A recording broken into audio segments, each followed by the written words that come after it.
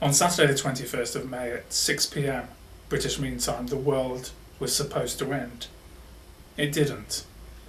Oh, how we mocked and jeered the sad, deluded religious freaks to whom this date was supposed to signify a moment of rapture. How we laughed as the moment passed, even as we wondered ever so slightly if they might have been right.